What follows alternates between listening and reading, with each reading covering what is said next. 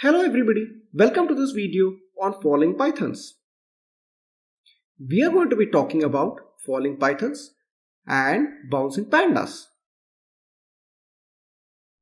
Okay, so this was to merely catch your attention. This video is about creating a standalone Python program which pops up a tkinter video on which a falling ball can be simulated.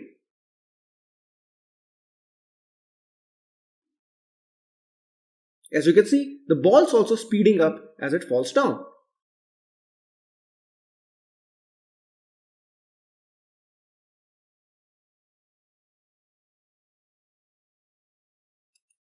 So we continue our talk about something that's much more mundane than a falling python or a bouncing panda. We are going to talk about the falling apple.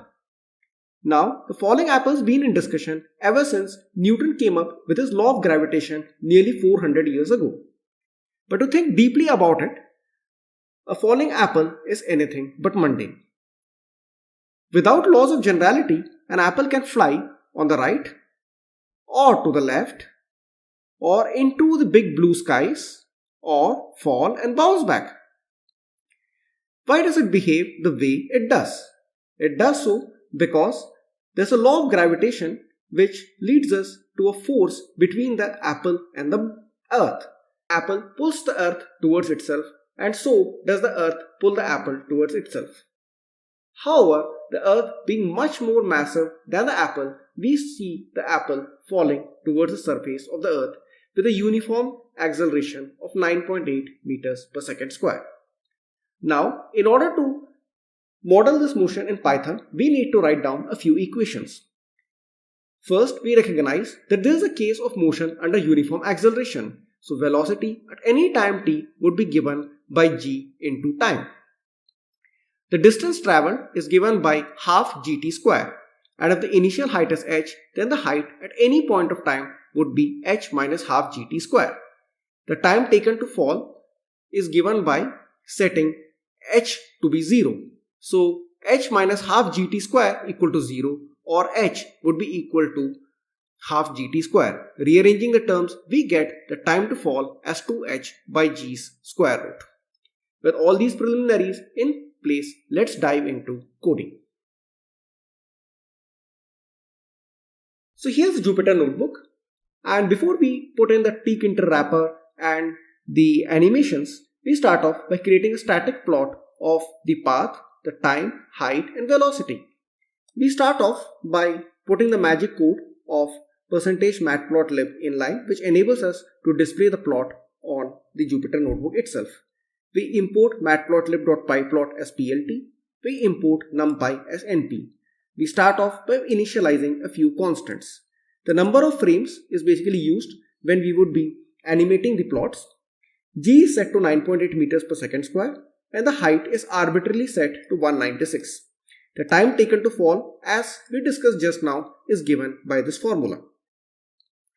The first step towards plotting is to create arrays of x and y. So we start off by creating a time array. So this time array is created using np.linspace. It goes from 0 to tmax, that is the time taken to fall, and the steps are decided by the number of frames, that is 200. Similarly, we set an index. This is an array which goes from 0 to 199. We create an array for the height or the position of the ball at any point of time by equating it to h minus half gt square, and similarly we create an array for velocity. Now let's take a look at how each of these arrays look like. So t looks like this.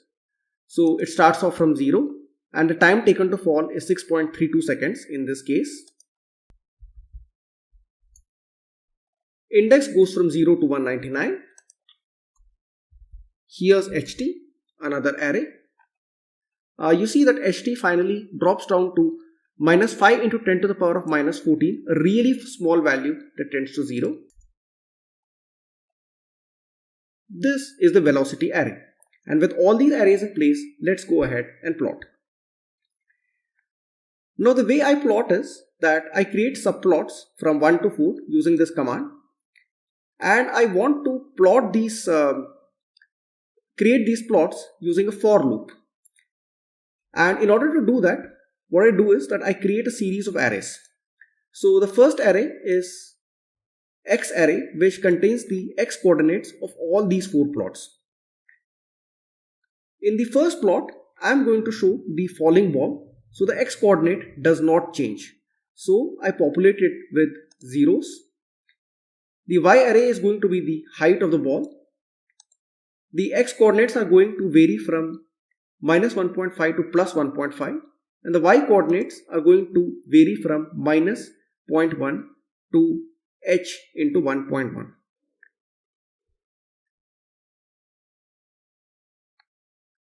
The title of the plot is going to be fall.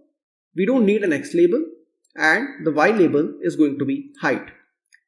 So when I run this loop and j is 0, so the first step, this grid is set to be true. The X limit is set as per this here. Similarly, the Y limit is set. The title is set as I explained here. The X labels and the Y labels are set. And finally, the plot is generated in brown color with a line weight of 2 using a marker that's circular in size and has a size of 1.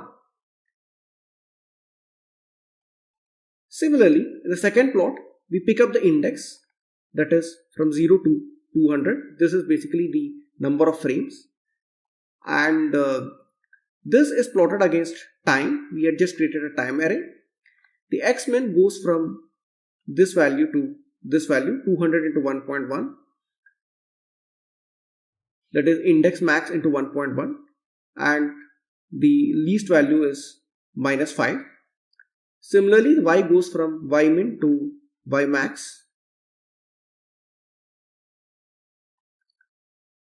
The plot is titled time versus steps, and the X labels and the Y labels are picked up from here.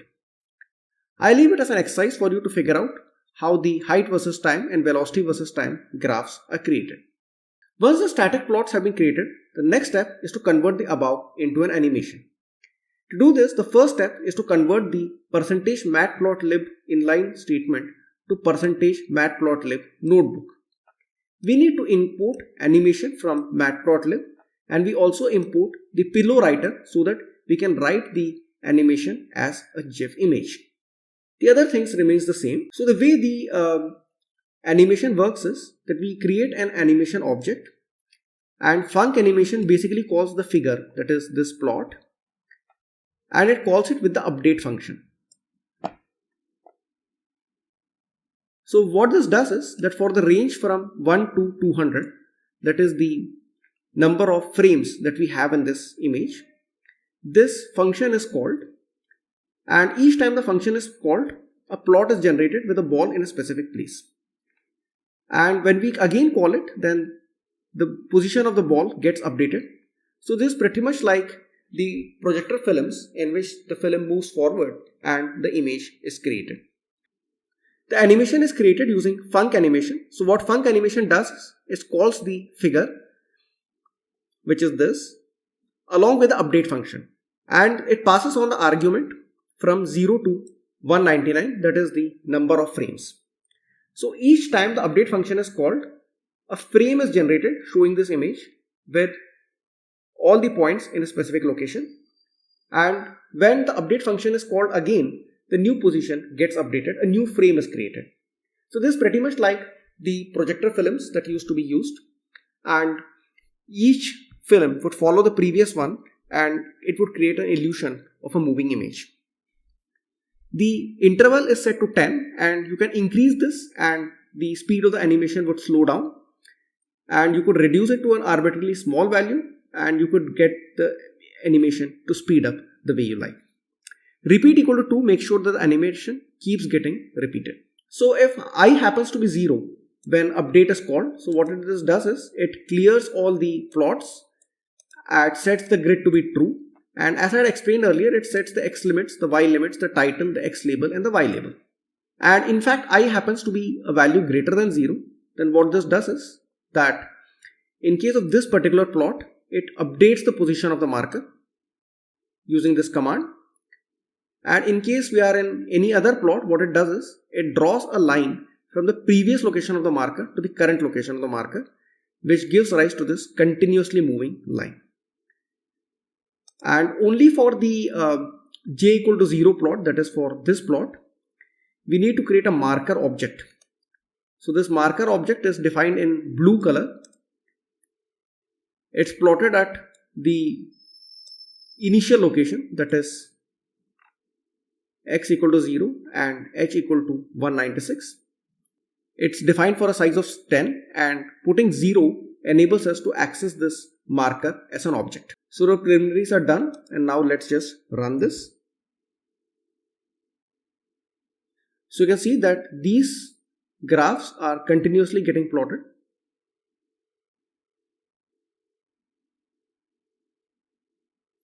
While the ball is falling smoothly. The plot appears to be a little jerky because I am also running my screen recorder along with this, but otherwise this would not be the case. Now we move on to the final step, which is to wrap the above code into a tkinter window. And in order to do this, we first import tkinter as tk, then we get ttk, which is used to create the drop down, and this command enables us to embed a canvas object to display the GIF image onto our tkinter window. So this part of the code remains the same. So here I am creating a tkinter window, giving it a title. I am creating a tkinter string variable and a drop down object. The drop down object's location is specified. Please note that when we select a value in the drop down object from one of these h values, then it's a string, and this would need to be converted into integer for the rest of the code to work properly. I place a plot button and link it to this command called genplot. And when you go to genplot, it's pretty much the same as our previous code. The only difference is that conh.get gets us the variable to which the drop down is set and converts it into the integer, and then the rest of the code is the same. Do note that I have used a few global variables here so that the variable values can be easily transferred between the tkinter window and the plot functions. So here we are updating the plot. Until here the code is the same as we had discussed earlier. The only difference is now we use canvas.draw to draw the animation onto the tkinter window. And once the plotting starts, we want to disable the drop down as well as the plot button. We also create a reset button. Here it is. And the purpose of this reset button is to save the animation as a GIF image, to clear all the 4 plots, remove the markers, and enable us to select the drop down as well as the plot button again, and to set the animation value as none. And now if we run this, then the tkinter window pops up.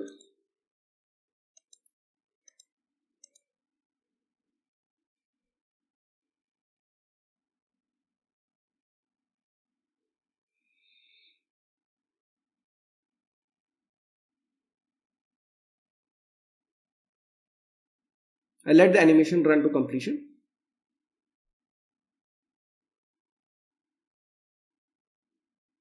And when I click reset, Python starts to save the animation as a GIF file. This takes a bit of a time.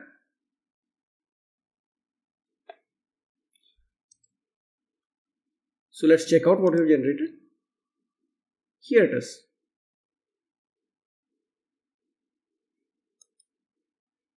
Okay, so the last part of the project is to convert this into a standalone Python code which can be run by your friends who don't have Python installed on their PC.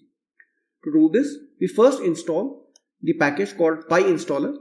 Remember that you can run terminal commands in Jupyter Notebooks by putting an exclamation mark. And this installs pyinstaller and its dependencies. Then what I've done is that I have copied this code, only this cell, into a Python file called createinstaller.py, and I run this command. Again, it's a terminal command, so do remember to put this exclamation mark, pyinstaller.exe --one file, and you need to give the path of this Python file. And when we do this,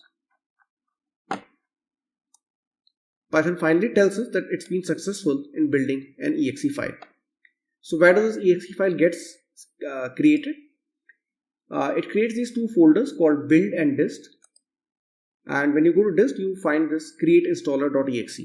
So I have downloaded this file. I'm going to run this for you.